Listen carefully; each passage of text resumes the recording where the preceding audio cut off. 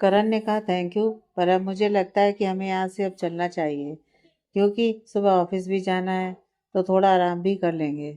बाकी लोग भी करण की बात से सहमत थे। तभी कोयल कहती है रुक जाइए आप लोग, हम माँ को बुलाते हैं तब जाइएगा। सब मना करने लगे कोयल को कि मत उठाओ माँ को।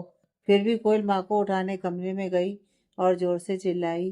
करण करण कोयल की आवाज़ सुनकर कमरे में दौड़ता हुआ गया। साथ में बाकी लोग भी वहां पहुंचे। करण ने वहां जाकर देखा तो वहां कोयल नीचे बैठी अपनी माँ का सर अपने गोद में लिए रो रही थी और उन्हें उठाने की कोशिश कर रही थी और बार बार बोल रही थी, माँ उठिए ना, माँ क्या हो गया है बताइए ना। तभी रोहित भी भागता हुआ अपनी माँ के पास गया और रोने लगा। माँ उठो ना, दीदी माँ को क्या हो गया? मोहित भैया देखो ना जल्दी से, हॉस्पिटल चलो लेकर। मोहित जल्दी से कोयल की माँ को वहां से उठाता है और करण से कहता है, सर आपकी गाड़ी की चाबी है ना, चलिए जल्दी से। करण कहीं खोया रहता है और मोहित के कहने के बाद उसे होश आता है और वो जल्दी से दौड़कर गाड़ी निकालता है और सब हॉस्पिटल जाते हैं। वहां जाने के बाद डॉक्टर भर्ती करने से पहले ही देखकर कहता है, इनकी सांसें नहीं चल रही थी और नब्ज भी रुका हुआ है। इनको गए हुए कुछ 1 घंटे से ऊपर हो गया है और इन्हें तो मैंने पहले ही बताया था कि कुछ दिनों पहले कि इनके पास बहुत कम समय बचा है। कोयल वहीं नीचे बैठकर रोने लगती है और बोली, माँ ने हमें ऐसा कुछ नहीं बताया था। डॉक्टर ने कहा, मैंने तो कहा था उनको कि ऑपरेशन करवा लीजिए, 9 लाख लगता, लेकिन उन्होंने नहीं करवाया। करण कोयल के पास आया और बैठा। तभी कोयल उसकी तरफ देखकर रोने लगी और उसे रोता देखकर करण की आंखों में भी आंसू थे। फिर करण और कोयल के दोस्तों ने उसे समझाया और कहा, कोयल अब हमें आंटी को यहाँ से लेकर चलना चाहिए।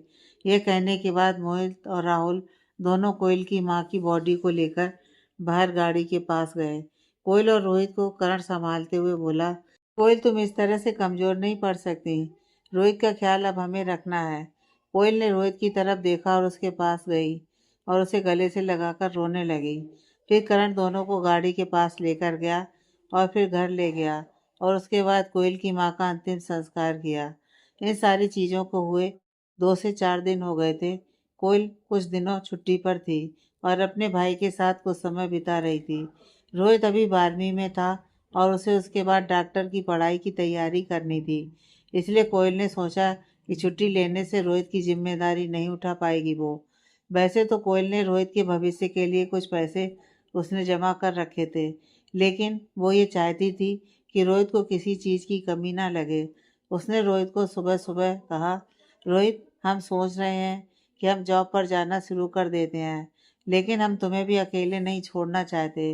रोहित ने जवाब में कहा, दी तुम जाओ, मैं सब संभाल लूँगा, और वैसे भी कुछ दिनों की तो बात है, फिर मेरा 12th ख़त्म हो जाएगा, फिर मैं पढ़ने बाहर चला जाऊँगा, फिर मेरे अकेले रहने से आपको फिक्र भी नहीं होगी।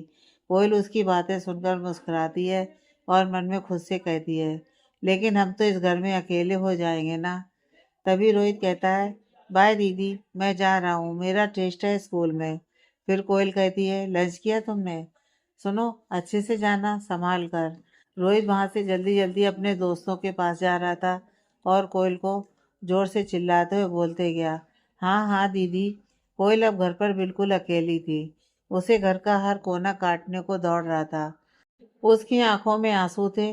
तभी डोरबेल बजा और कोयल अपने आंसुओं को पोंछते हुए दरवाजे की तरफ गई और जब उसने दरवाज़ा खोला तो सामने करण खड़ा था। कोयल ने करण से अंदर आने को कहा और दरवाज़ा बंद कर दिया और उसके पीछे वो भी आई। करण वही सोफे पर बैठा और कोयल की तरफ हाथ बढ़ाया। कोयल ने करण की तरफ देखा और उसके हाथ में अपना हाथ रखा। फिर करण ने कोयल का हाथ पकड़कर अपने पास बिठाया और सामने से उसके चेहरे से बाल हटाते हुए कहा, तुम ठीक हो? कोयल ने सिर हिलाकर हाँ में जवाब दिया। कोयल की आंखों में आंसू फिर से आ गए थे। तभी करण ने उसकी आंखों से आंसू पोंछते हुए कहा, मैं हूं ना, तुम्हें कभी किसी चीज की टेंशन नहीं लेनी है, समझी? कोयल ने फिर से अपना सिर हिलाकर हाँ कहा। फिर करण ने अपना हाथ बढ़ाया और कोयल को अपने सीने से लगाया और उसके बाद उसने कहा, तुम कहो या ना कहो, मैं हमेशा तुम्हारी हर परेशानियों को दूर रखूंगा और रोहित की चिंता तुम मत करो, मैं हूं ना। कोयल कुछ कहे बिना बस चुपचाप करण के करीब थी। उसे करण का साथ बहुत अच्छा लग रहा था। तभी कोयल का डोरबेल दोबारा फिर बजा। कोयल और करण ने एक दूसरे की तरफ देखा और कहा, अभी कौन आया होगा? करण ने कहा, रुको मैं देखता हूँ। यह कहकर करण दरवाजा खोलने जाता है और देखता है कि सामने मोहित और ऋचा खड़े हैं। दोनों करण को वहां देखकर अचंभित थे। ऋचा ने करण से सवाल किया, आप यहाँ क्या कर रहे हैं? तभी मोहित ने भी सवाल किया, हाँ सर, आप यहाँ मतलब कोयल से कुछ काम था क्या? करण ने जवाब में कहा, नहीं, मैं तो बस हालचाल पूछने आया था। मैं तो निकल रहा था इसलिए गेट खोल दिया आकर। तभी मोहित और ऋचा अंदर आए और कोयल से मिले और करण वहां से ऑफिस के लिए चला गया। तभी ऋचा ने कोयल से कहा, क्या बोल रहे थे करण सर? मतलब क्या काम पर बुला रहे हैं? अगर तू हाँ बोले तो मैं उनका। तभी कोयल ने ऋचा को रोकते हुए कहा, अरे अरे नहीं नहीं, वो हमें नहीं बुला रहे हैं काम पर। बस हम खुद अकेले रहने से डरते हैं। माँ तो हमेशा व्यस्त रहेंगे कम से कम, और घर पर माँ की बहुत याद आती है। ये कहने की बात कोयल बहुत मायूस हो जाती है और अपना सर नीचे किए बैठी रहती है। तभी मोहित बात को बदल देता है और ऑफिस में इन दोनों क्या हो रहा है वो बताने लगता है।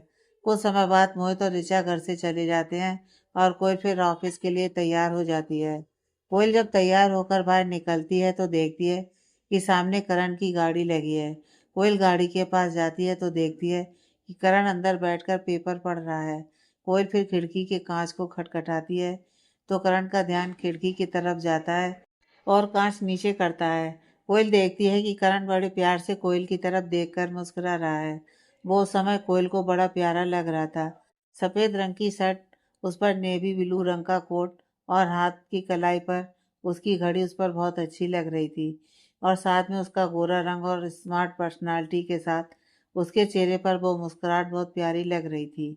कोयल जब उसको देखती है तो कोयल के चेहरे पर एक शर्माने वाली मुस्कान आ जाती है। और फिर कोयल करण की खिड़की के पास आकर धीरे से पूछती है, आप यहाँ कैसे?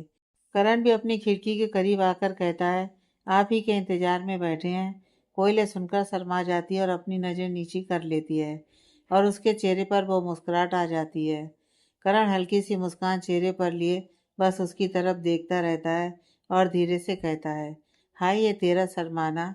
कोयल फिर उसकी तरफ देखती है और कहती है, उतरिए और गेट खोलिए हमारे लिए। यह सुनकर करण अटकते हुए कहता है, अरे अरे ये क्या बात हुई? बॉस हूँ मैं तुम्हारा, थोड़ा इज्जत से पेश आओ हमारे साथ। कोयल भी उसी अंदाज में कहती है, बॉस होंगे आप ऑफिस में, यहाँ ये सब नहीं चलेगा। बस अब आकर हमारे लिए गेट खोलिए तभी बैठेंगे हम। करण कोयल की यह बात सुनकर मुस्कुराता है और गाड़ी से उतरते हुए धीरे से कहता है, मैडम और मैडम के नखरे, आखिर दोनों ही तो मेरे हैं, तो संभालने भी मुझे ही हैं। गाड़ी से उतरकर करण सिर्फ कोयल को ही देख रहा था और धीमे धीमे उसकी तरफ बढ़ रहा था।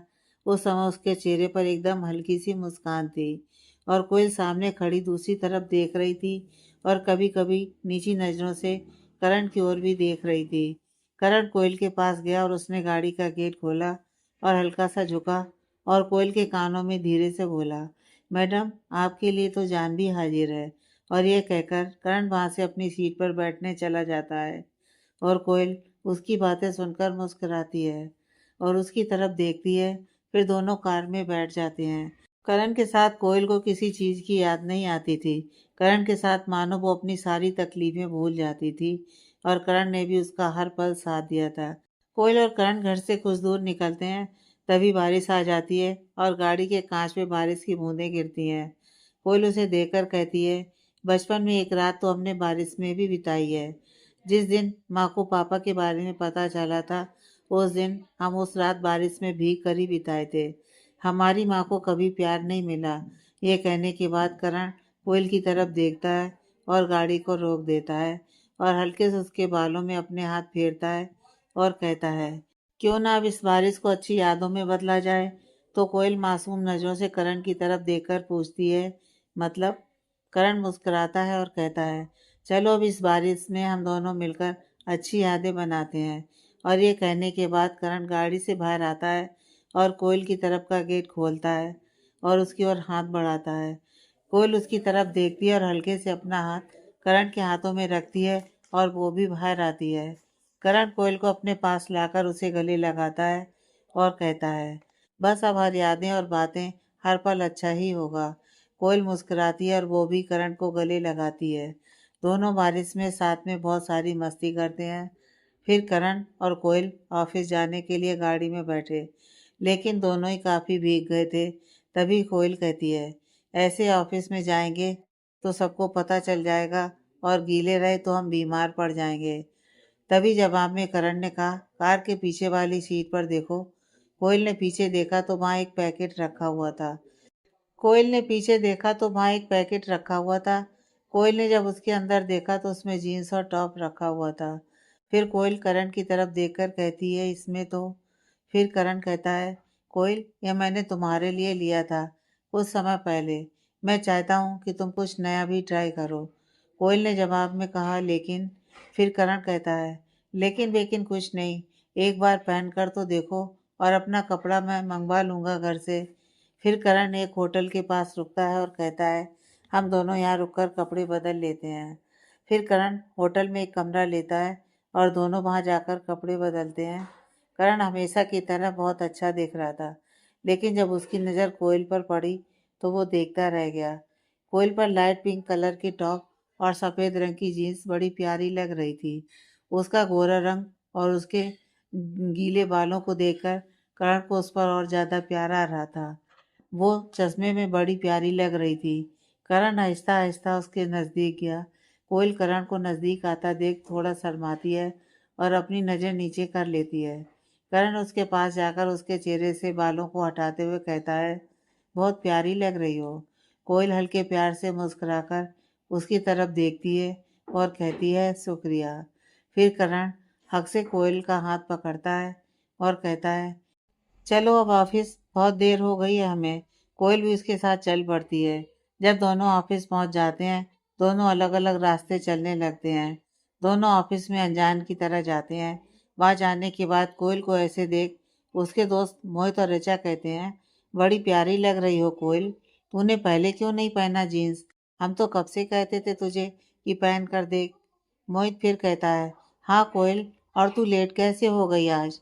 और आज तो सर भी लेट आए हैं। कोयल जवाब में कहती है, हम गीले हो गए थे बारिश में, तो बारिश खत्म होने के बाद सामने दुकान से हमने ये ले लिया। उसके बाद सब अपने कामों में लग जाते हैं। दोनों दोस्तों से झूठ बोलकर कोयल बिल्कुल भी खुश नहीं थी। तभी करण वहां से श्वेता के साथ कहीं बाहर जा रहा था और उसे छींक पे छींक आए जा रही थी और साथ में कोयल को भी छींकें आनी शुरू हो गई थी। तभी ऋचा मजाक में कहती है, कहीं तुम दोनों साथ में तो नहीं भीग रहे थे ना? और ये कहकर ऋचा हंसने लगती है, लेकिन फिर वो अचानक से देखती है कि सामने करण खड़ा है और उसकी बातों में साथ में कोई और नहीं हंस रहा है। यह देखकर ऋचा की हंसी तो मानो पल में गायब हो गई। ऋचा नजरें चुराकर करण के सामने खड़ी होती है और उससे कहती है, सॉरी सर। करण फिर एक बार कोयल की तरफ देखता है और कोयल करण की तरफ देखकर अपनी नजर नीची कर लेती है। मोहित दूर से ही उन दोनों की तरफ देख रहा होता है। फिर करण बिना कुछ बोले श्वेता के साथ बाहर चला जाता है। कुछ समय बाद लंच होता है तो राहुल और उसके साथ एक ऑफिस की दोस्त संजू नाम की लड़की रहती है और साथ में कोयल और ऋचा मोहित साथ में लंच करने बैठते हैं। और कोयल को तब भी छींक पर छींक आए जा रही थी। तभी मोहित कहता है, कोयल, तुम्हें छुट्टी ले लेनी चाहिए। तभी वहाँ बैठी संजू कहती है, हाँ बिल्कुल, और तुम्हें तो छुट्टी मिल भी जाएगी। आजकल वैसे भी तुम पर सर मेहरबान है। यह सुनकर कोयल उसकी तरफ देखने लगती है और राहुल ने धीरे से कहा, क्या कुछ भी बोले जा रही हो तुम? मोहित और ऋचा भी संजू पर नाराजगी भरी नजरों से देखने लगते हैं। तभी कोयल ने नजरें नीची करते हुए कहा, मैं ठीक हूँ। तभी मोहित कहता है, आज सर का भी तबीयत ठीक नहीं है और तेरा भी, तो तुम दोनों को आराम करना चाहिए, ऐसा हमें लगता है। तभी संजू ने कहा, हाँ क्योंकि शायद दोनों साथ में ही थे, मैंने दोनों को साथ में गाड़ी से उतरते देखा था। कोयल इस बात पर मंजू की तरफ देखती है और फिर अपनी नज़र नीची कर लेती है, लेकिन मोहित सिर्फ कोयल की तरफ ही देख रहा होता है और उस समय सब कोयल की तरफ देख रहे थे। तभी कोयल ने नज़र ऊपर करते हुए धीमी आवाज में कहा, हाँ क्योंकि रास्ते में सर मिल गए तो उन्होंने लिफ्ट दे दी। मोहित को ऋचा का किया हुआ मजाक सच लग रहा था उसे ऐसा लग रहा था कि जैसे कोयल उससे कुछ छुपा रही है। लेकिन उस समय सबने कोयल की तरफ से संजू को बहुत कुछ कहा। फिर कोयल वहां से उठकर जाने लगती है। तभी वहां उधर से श्वेता और करण आते हैं। उन्हें आता देखकर कोयल रुक जाती है। तभी मोहित भी श्वेता और करण को आते हुए देखता है और कहता है, कोयल तू जा रही थी ना, तेरा हो गया ना। मोहित की यह बात सुनकर कोयल उसकी तरफ देखती है और बिना कुछ बोले वहां से उठकर चली जाती है। जाते समय वो करण के करीब से गुजरती है, लेकिन उसकी तरफ एक बार भी नहीं देखती है। करण कोयल को जाते देख उसकी तरफ देखता है और सोचता है, ये कोयल को क्या हो गया है। फिर करण श्वेता के साथ बैठकर लंच करता है और फिर लंच के बाद सब अपने अपने काम में लग जाते हैं। कुछ समय बाद करण सबको अपने अपने डिजाइन के साथ केबिन में बुलाता है और डिजाइन देखता है। अंत में वो कोयल का डिजाइन देखता है ताकि अंत में सबके जाने के बाद उससे बात कर पाए। लेकिन जैसे ही करण डिजाइन देख लेता है, वैसे ही कोमल अपना फाइल लेकर वहां से जाने लगती है। तभी करण पीछे से उसका हाथ पकड़ लेता है और धीरे से उसके करीब जाता है और उसके कानों में कहता है, सब ठीक है मेरी रानी साहिबा, आप कुछ ठीक नहीं कर रही। इस बात पर कोयल करण की तरफ देखती है और उसकी आंखों में आंसू भरे रहते हैं। यह देखकर करण चिंता जताते हुए कहता है, कोयल क्या हुआ, सब ठीक है ना, तुम ठीक हो। रोहित तो ठीक है ना, मतलब कुछ परेशानी है, रो क्यों रही हो यार तुम। कोयल नजर नीची कर लेती है और कोयल करण के हाथ से अपना हाथ छुड़ा लेती है और बिना कुछ बोले अपनी आंखों से आंसू पोंछते हुए बाहर चली जाती है। करण को कोयल की बहुत चिंता होने लगती है और कोयल को लेकर परेशान हो जाता है। उसे समझ में नहीं आ रहा था कि आखिर कोयल को हुआ क्या है। करण ऑफिस में बैठे काम कर रहा था और उसे समय का ध्यान ही नहीं रहा। तभी केबिन में श्वेता आई और बोली, करण मैं घर जा रही हूँ, अगर तुम्हारा काम हो गया है तो साथ चलो। करण ने अचंभित रूप से पूछा, टाइम हो गया क्या घर जाने का। श्वेता करण की बातों पर मुस्कुराई और बोली, काम में इतने व्यस्त हो गए हो कि तुम्हें पता ही नहीं चला कि सबको गए 1 घंटा हो गया है। करण ने घड़ी की तरफ देखा और फिर श्वेता की तरफ देखकर कहा, सब चले गए। श्वेता ने जवाब में कहा, हाँ कब का। तभी करण ने कहा, कोयल। तभी श्वेता करण की ओर देखकर बोली, वो तो चली गई, लेकिन तुम उसके बारे में क्यों पूछ रहे हो। तभी करण ये सुनकर मायूस हो गया और आहिस्ता से बोला, वो उसको एक डिजाइन दिया था बनाने के लिए, क्योंकि उसको एक कंपनी को भेजना था। फिर श्वेता ने कहा, ओ लेकिन करण, कोई भी अपनी छुट्टी के बाद यहाँ रुककर काम कैसे करेगा, और तुम्हें तो पता है ना कि उसको ही अब अपने भाई को भी संभालना है। करण ने नजर नीची करके कहा, हाँ चलो घर चलते हैं। फिर दोनों वहां से अपने घर के लिए निकल गए साथ में। रात के 11:30 बजे कोयल की फोन की घंटी बजी। कोयल ने फोन उठाया और कहा, हेलो। सामने से आवाज आई, मैं बाहर दरवाजे पर खड़ा हूँ। कोयल ने यह सुनकर फोन नीचे रख दिया और जाकर उसने दरवाजा खोला। सामने करण खड़ा था और जैसे ही कोयल ने दरवाजा खोला, वो कोयल के गले लग गया। लेकिन उसने देखा कि कोयल अपना हाथ नीचे किए बस खड़ी है। फिर करण अंदर आकर सोफे पर बैठ गया और बोला, क्या तुम पागल हो गई हो, मेरे नंबर से फोन क्यों नहीं उठा रही थी तुम।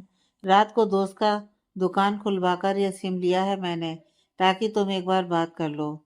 कोयल ने करण की बातों का कोई जवाब नहीं दिया और बस वहीं नजर नीचे किए खड़ी रही। करण इस बात पर कोयल के नजदीक गया और उसका हाथ पकड़कर उसकी आंखों में देखने लगा। जैसे ही करण ने उसका हाथ पकड़ा तो कोयल ने भी उसकी आंखों में देखा। फिर करण ने उसकी आंखों में देखते हुए कहा, कोयल सब ठीक है, कल से तुम इतनी उदास घूम रही हो, क्या हुआ, ये मुझे बताओगी नहीं तो मैं कैसे ठीक करूंगा। कोयल की आंखों में आंसू आ गए और उसने अपना हाथ छुड़ा लिया और जाकर सोफे पर बैठ गई और रोते हुए बोली, क्या क्या कहें हम आपको, आखिर हम भी कुछ कर सकते हैं या फिर हर चीज आप ही करेंगे हमारे लिए। आपको पता है, ऑफिस में सबको लगता है जैसे हम पर आप ज्यादा मेहरबान रहते हैं। हमारी काम की कदर ही कम कर दी है सबने। और तो और आपको पता है, जब हम घर आए तो आपका फोन क्यों नहीं उठाए, क्योंकि हम नहीं चाहते हैं कि आप हमारे घर आए। यह सुनकर करण कोयल की तरफ देखने लगा और उसे इस बात का बहुत बुरा लगा। लेकिन उसे यह भी पता था कि कोयल बेवजह उसे ऐसा नहीं कहेगी। उसके बाद फिर करण कोयल के करीब आकर बैठा और उसकी आंखों के आंसू पोंछते हुए सिर हिलाकर उसे रोने से मना किया। तभी कोयल अपना सिर उसके सीने से लगाकर रोने लगी और बोली, आपको पता है, हम आ रहे थे तो एक औरत ने कहा कि अब माँ नहीं रही तो इसको कौन देखेगा। अब अपने बॉयफ्रेंड के साथ घर पर भी सोएगी तो कोई रोकने वाला नहीं है। करण को यह सब सुनकर कोयल को कितना बुरा लगा होगा, इसका एहसास हो रहा था। करण को खुद बहुत बुरा लग रहा था ये सारी बातें सुनकर। करण गुस्से से खड़ा हुआ और अपना कोट उतार कर फेंकते हुए अपनी शर्ट का स्लीव ऊपर करते हुए कहा, चलो बताओ मुझे, वो कौन लोग हैं जो तुम्हें ये सब बोल रहे हैं। मैं सबका जुबान बंद कर दूंगा। कोयल ने शांत स्वभाव से खड़े होते हुए करण की तरफ देखकर कहा, आखिर कितनों से लड़ेंगे आप? आखिर कितनों का मुंह इस तरह मार पीट कर बंद करवाएंगे? करण कोयल की तरफ देखकर बस 2 मिनट उसकी तरफ देखता रहा और उसका गुस्सा खुद शांत हो गया और वो फिर शांत लहजे में कोयल से बोला, फिर ऐसा क्या करूं जिससे कोई तुम पर उंगली ना उठाए? क्या तुम मुझसे शादी करोगी? फिर ये सारे लोग खुद ही चुप हो जाएंगे। यह सुनकर कोयल आंखों में आंसू लिए करण की आंखों में देखकर बोली, तो आप शादी लोगों से हमें बचाने के लिए करना चाहते हैं? करण ने जवाब में कोयल के करीब आकर उसका हाथ थामकर बोला, नहीं, शादी इसलिए करना चाहते हैं क्योंकि मैं तुमसे प्यार करता हूँ, और अगर मैं तुम्हें लोगों से बचाना चाहता हूँ तो उसमें भी कुछ गलत नहीं है। आखिर तुम्हें और रोहित को संभालना मेरी जिम्मेदारी है। कोयल यह बात सुनकर भावुक हो गई और करण ने फिर मुस्कुराने का इशारा किया और उसे अपने गले से लगा लिया। तभी करण के फोन की घंटी बजी तो उसने अपनी जेब से फोन निकाला तो देखा कि सामने से श्वेता का फोन आ रहा है। करण ने कोयल की तरफ देखा और कहा, इस समय श्वेता क्यों कॉल कर रही है? करण ने फिर फोन उठाया तो सामने से घबराहट भरी आवाज आई, करण जल्दी आओ, मैं सिटी मॉल के पास हूँ, मुझे हेल्प की ज़रूरत है। इतना कहने के बाद श्वेता की तरफ से फ़ोन कट गया। करण फ़ोन पर हेलो हेलो करता रह गया, लेकिन फ़ोन स्पीकर पर था, इसी वजह से कोयल ने सब सुन लिया था। करण घबरा गया और वहाँ से जाने लगा। तभी कोयल ने पीछे से आवाज़ लगाते हुए कहा, करण हम भी चलते हैं। करण ने कोयल का सर अपने दोनों हाथों से पकड़कर कहा, काफ़ी देर हो गई, अगर कुछ दिक्कत होगी तो मैं कॉल करूँगा, अभी तुम घर पर ही रहो। ये कहने के बाद करण ने कोयल के सर पर किस किया और वहां से भागते हुए अपनी कार में बैठ गया और वहां से सिटी मॉल की तरफ गया। जब वो वहां गया तो उसने श्वेता को फिर से फ़ोन किया और कहा, श्वेता कहाँ हो? मैं यहाँ सिटी मॉल के पास खड़ा हूँ। श्वेता ने घबराती हुई आवाज़ में कहा, सामने होटल है ना, उसमें हूँ मैं, कमरा नंबर 402। फिर उसने फ़ोन कट कर दिया। तभी कोयल का फ़ोन आया। उसने करण से सवाल करते हुए कहा, करण श्वेता ठीक तो है ना? क्या हुआ? कुछ पता चला क्या आपको? करण ने जवाब में कहा, अभी नहीं पता यार। मैंने फ़ोन किया तो वो डरी हुई थी और उसने कहा सामने वाला होटल में हूँ, कमरा नंबर 402 में, अभी वहीं जा रहा हूँ, बाकी सब बाद में बताऊंगा। यह कहने के बाद करण ने फ़ोन कट कर दिया। कोयल अभी बोल ही रही थी, लेकिन करण ने तब तक फ़ोन काट दिया था। देखते ही देखते रात के 1 बज गए, लेकिन करण का कोयल को अभी तक फ़ोन नहीं आया था। इंतजार में बैठी कोयल को रात के 2 बजे तक करण का फ़ोन नहीं आया। कोयल को करण की चिंता हो रही थी, उसने बहुत इंतजार किया, लेकिन जब उसका मन नहीं माना तो उसने मोहित को फ़ोन लगाया और कहा, हेलो मोहित, तुम जल्दी बाइक लेकर मेरे घर के बाहर आओ, हमें कहीं जाना है, जल्दी आओ, उसके बाद हम बताते हैं हमें कहाँ जाना है। मोहित 5 मिनट के अंदर अपनी बाइक लेकर आया और बोला, कहाँ जाना है तुझे इतनी रात में? कोयल ने जवाब में सिर झुकाकर कहा, हम तुमसे कुछ छिपाए हैं जो बताना है, चलो हम रास्ते में सब बताते हैं। मोहित वहां से कोयल को लेकर होटल जाने के लिए निकल गया। रास्ते में कोयल ने मोहित को अपने और करण के बारे में बताया। मोहित को यह सुनकर बहुत बुरा लगा, क्योंकि मोहित भी कोयल को पसंद और प्यार करता था। वो कोयल को अपने एहसास के बारे में तो नहीं बताया, लेकिन उसे सच्चाई नहीं बताने के कारण उससे बहुत नाराज हो गया था। कोयल ने रास्ते में ही उससे माफ़ी मांगी और कहा, हम छिपाना नहीं चाहते थे, लेकिन हम बता भी नहीं पाए, हमें माफ़ कर देना मोहित। यह सुनकर मोहित मुस्कुराया और बोला, चल तुझे तो मैं माफ़ कर देता हूँ। फिर उसने धीरे से कहा, आखिर मैं तुमसे नाराज कैसे रह सकता हूँ? यह कहने के बाद मोहित की आंखों में आंसू आ गए, लेकिन कोयल उसके पीछे बैठी थी, इसलिए उसे मोहित के आंसू दिखाई नहीं दे रहे थे। वो खुश थी कि मोहित ने उसे माफ़ कर दिया। तभी मोहित बोला, ये लो होटल आ गया, चलो तुम आगे, मैं बाइक पार्क करके आता हूँ। कोयल उतरकर होटल के अंदर गई और कमरे तक गई। उसने देखा कि वहाँ बिल्कुल शांति है, रात का समय तो शांति होता है। वो रूम तक गई तो उसके दरवाजे को उसने खोलने की कोशिश की तो उसने देखा कि दरवाज़ा बंद तो है लेकिन लॉक नहीं है। उसने गेट खोला और अंदर गई और अंदर जाने के बाद वो ठंडी रह गई और वो शॉक्ड रह गई। तभी पीछे से मोहित आया और बोला, क्या हुआ कोयल, सब ठीक तो है? उसने देखा कि कोयल का शरीर ठंडा पड़ गया है और वो बेड की तरफ देख रही है। मोहित ने फिर बेड की तरफ देखा तो वहाँ करण और श्वेता सो रहे थे और दोनों के सारे कपड़े नीचे गिरे हुए थे। कपड़े नीचे गिरे होने का साफ मतलब था कि दोनों बिना कपड़ों में साथ में सो रहे थे। यह देखने के बाद मोहित गुस्से से चिल्लाते हुए बोला, करण। करण अपना नाम सुनकर उठा लेकिन उसका सिर बहुत भारी लग रहा था। तभी मोहित ने दोबारा गुस्से से कहा, तू उठकर बाहर आ, फिर निपटूं मैं तेरे से। यह कहकर वो कोयल को वहां से चलने को बोला। करण को कुछ समझ में नहीं आ रहा था, बस उसे मोहित की आवाज़ सुनाई दे रही थी और उसका सर दर्द से फटा जा रहा था। जब अपना सर पकड़े उसने सामने देखा तो उसे धुंधली सी रोती हुई कोयल दिखी, जिसे मोहित संभालते हुए बाहर ले जा रहा था। कोयल की आंखों में आंसू देखकर करण को तुरंत मानो होश आ गया और वो अपना सर दर्द भूल गया। वो जब चादर के बाहर आने लगा तब उसे यह महसूस हुआ कि वो बिना कपड़ों के लेटा हुआ है। तभी वो फिर घबराकर उसने अपनी बगल में देखा तो वहां श्वेता सोई हुई है और वो भी बिना कपड़ों के। ये देखकर तो मानो करण का पूरा नशा कहीं गायब ही हो गया और वो जल्दी से अपने कपड़े पहनकर बाहर आया। और जैसे ही करण बाहर आया और बाहर आकर वो कोयल की तरफ बढ़ा, वैसे ही मोहित ने उसे एक मुक्का मारा और फिर उसे मारने ही लगा। मोहित रुकने का नाम ही नहीं ले रहा था। इतना शोर सुनकर श्वेता की भी नींद खुल गई और वो भी अपने कपड़े पहनकर बाहर आई। उसने देखा कि मोहित करण को मार रहा है और करण चुपचाप मार खा रहा है। उसने मोहित का हाथ पकड़कर उसे रोकने की कोशिश की लेकिन मोहित उसे मारे जा रहा था। फिर श्वेता ने करण से कहा, करण तुम मार क्यों खा रहे हो, तुम रोको इसे। लेकिन फिर श्वेता ने देखा कि करण उसकी बातों पर ध्यान तक नहीं दे रहा। वो बस कोयल की तरफ प्यार से और बेबस नजरों से उसे देख रहा है और उसकी आंखों में आंसू हैं। सामने से कोयल भी रोते हुए उसकी आंखों में देख रही थी लेकिन रोक नहीं पा रही थी। यह देखकर श्वेता के चेहरे पर कोयल से जलन और कोयल के लिए नफरत दिख रही थी। लेकिन उस समय श्वेता ने बिना कुछ बोले भागकर होटल के सिक्योरिटी वाले को बुलाया और लड़ाई बंद करवाई। फिर मोहित ने करण को छोड़ दिया और कोयल को पकड़कर वहां से अपने साथ ले गया। बाहर आकर कोयल नीचे रोड पर बैठ गई और जोर जोर से रोने लगी। कोयल को रोता देखकर मोहित की भी आंखों में आंसू थे। मोहित भी कोयल के सामने जमीन पर बैठ गया और कोयल को पकड़कर बोला, कोयल संभालो खुद को, घर चलो, रोहित अकेला होगा।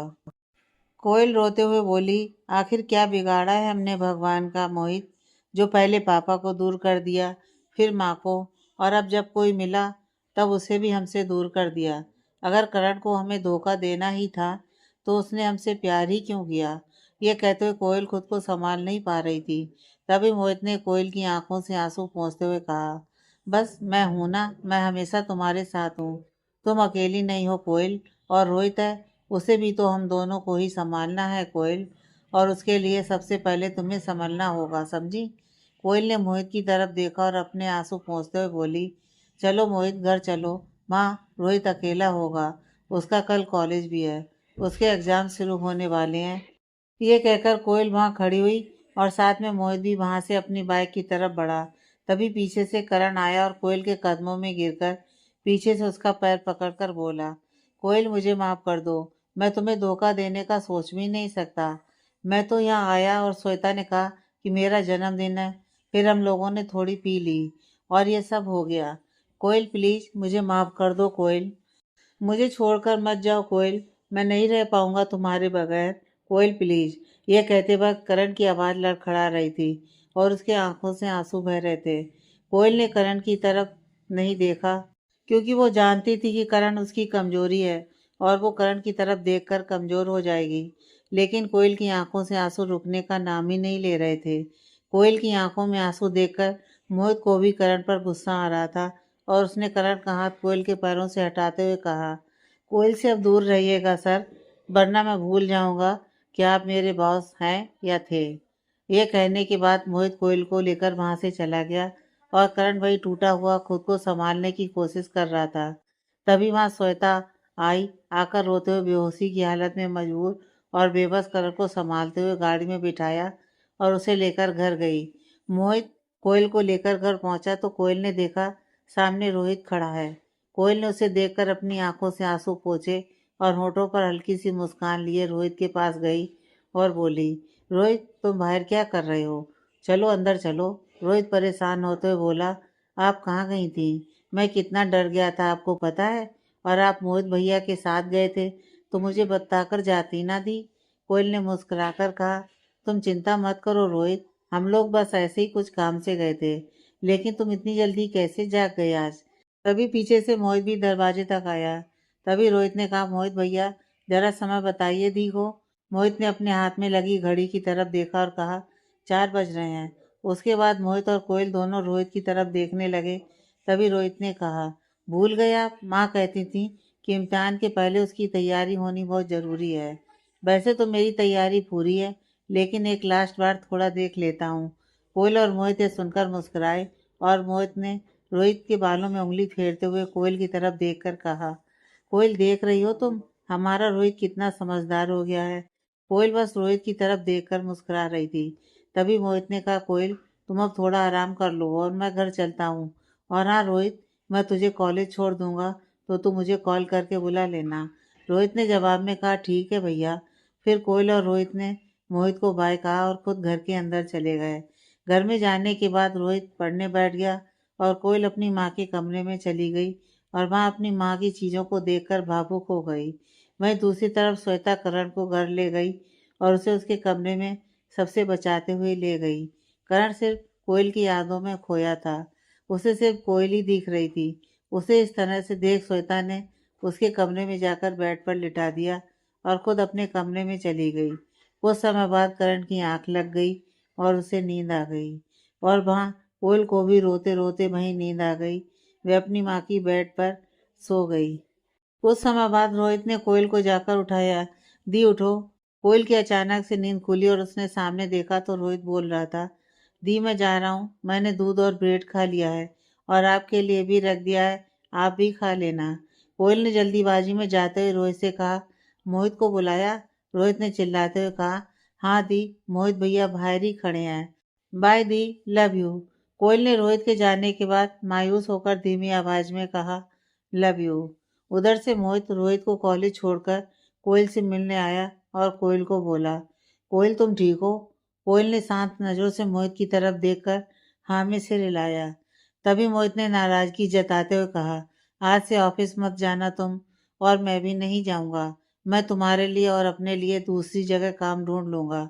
तभी कोयल ने शांत स्वभाव से नाश्ते की प्लेट की तरफ देखकर कहा, यह देख रहे हो मोहित, यह प्लेट रोहित ने मेरे लिए रखा है। आज तक उसने पानी तक खुद से नहीं लिया था, जो आज दूध और ब्रेड लेकर आया और बिना हमें उठाए खुद तैयार होकर चला गया। मोहित प्लेट की तरफ देखकर हल्का सा मुस्कुराया। फिर कोयल ने मायूसी से मोहित की तरफ देखकर कहा, जब रोहित सब भूलकर संभलने की कोशिश कर रहा है तो हमें भी अपने भाई के लिए कुछ करना होगा। हम काम ऐसे नहीं छोड़ सकते मोहित। और अभी हमें रोहित की पढ़ाई के लिए पैसे चाहिए, क्योंकि वो डॉक्टर बनना चाहता है। और अगर हम अभी कोई और जगह नौकरी ढूंढने जाएंगे तो हमें सैलरी कम मिलेगी।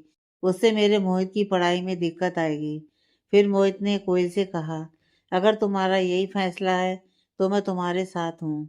कोयल ने हल्की मुस्कान के साथ मोहित की ओर देखकर कहा, नाश्ता करोगे?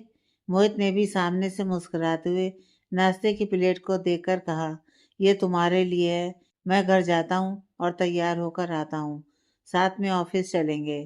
कोयल ने जवाब में अपना सिर हिलाकर हाँ में जवाब दिया। वहाँ करण की नींद खुली और उसने दीवार पर लगी घड़ी की तरफ देखा और घड़ी में सुबह के 9 बजने वाले थे। करण जल्दी जल्दी उठा और तैयार हुआ और ऑफिस के लिए जाने लगा। तभी गेट पर उसे श्वेता मिली। श्वेता को देखकर करण के बढ़ते कदम थोड़े धीमे हो गए। तभी श्वेता करण के थोड़ा करीब आई और थोड़ी संकोचित तरीके से अपनी नजरें नीचे किए बोली, करण वो मैं। तभी करण ने श्वेता की बात बीच में काटते हुए और सामने की तरफ देखते हुए कहा, श्वेता जो भी बात करनी है हम बाद में करेंगे, अभी मुझे ऑफिस के लिए लेट हो रही है। और ये कहकर करण वहां से जाने लगा। तभी श्वेता ने फिर से पीछे से कहा, करण क्या मैं भी साथ चलूं? मुझे भी तो वहीं जाना है। करण श्वेता की बात सुनने के लिए रुका और फिर बिना उसकी तरफ देखे हूँ कहकर चला गया। श्वेता भागते हुए करण की गाड़ी में उसकी बगल वाली सीट पर जाकर बैठ गई। दोनों के बीच ऑफिस पहुंचने तक कोई बातचीत नहीं हुई। दोनों ऑफिस पहुंचे तभी मोहित और कोयल भी बाइक से ऑफिस पहुंचे और दोनों ने पार्किंग एक ही जगह पर की। करण कोयल की तरफ देखते हुए गाड़ी से बाहर आया। कोयल ने भी बाइक से उतरकर करण की तरफ देखा। आज करण हमेशा से बिल्कुल अलग लग रहा था। आज करण के बाल बिखरे थे। आज उसने सूट भी अच्छे से मैच करके नहीं पहना था। उसके खूबसूरत से चेहरे पर उदासी थी और साथ में उसकी आंखों में हल्के से आंसू और होठों पर बेबसी थी। मोहित अपनी बाइक पार करके आया और कोयल की तरफ देखकर कहा, चलो कोयल। कोयल मोहित के साथ करण की तरफ से नजरें फिराते हुए चली गई। करण उसी की तरफ देख रहा था और उस समय श्वेता करण के पीछे चुपचाप खड़ी थी। करण ने फिर एक बार अपनी नजरें पीछे करके श्वेता की तरफ देखा और फिर मायूस नजरों से बिना कुछ बोले वो भी ऑफिस की तरफ चला गया।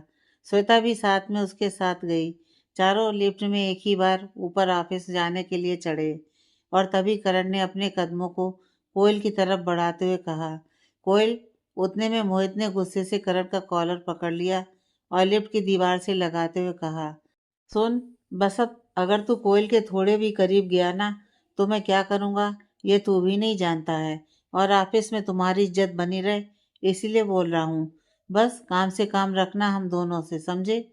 कोयल और श्वेता ने मोहित को दूर किया और श्वेता ने गुस्से से मोहित की तरफ उंगली दिखाते हुए कहा, मोहित तमीज मत भूलो समझे, वरना नौकरी से निकालने में मुझे समय नहीं लगेगा। तभी कोयल को यह सुनकर बहुत बुरा लगा और जवाब में कोयल ने कहा, और जो रात में आप दोनों ने हमारे साथ किया है ना, वो शायद ऑफिस में भी सबको सुनने में अच्छा नहीं लगेगा। इसलिए आप अपना काम कीजिए और हमें अपना काम करने दीजिए। और हाँ मैडम, अपने बॉयफ्रेंड को भी संभाल कर रखिए क्योंकि हर लड़की उनका खिलौना नहीं बन सकती, समझिए आप। इतने में लिफ्ट का दरवाजा खुला और मोहित और कोयल वहां से चले गए। करण अभी भी वहीं खड़ा था। उसे कोयल की बातों से बहुत चोट पहुंची थी। करण को क्या करना है वो समझ में नहीं आ रहा था। तभी करण वहां से अपने केबिन की तरफ गया और साथ में पीछे से श्वेता भी गई। आगे की कहानी नेक्स्ट पार्ट में।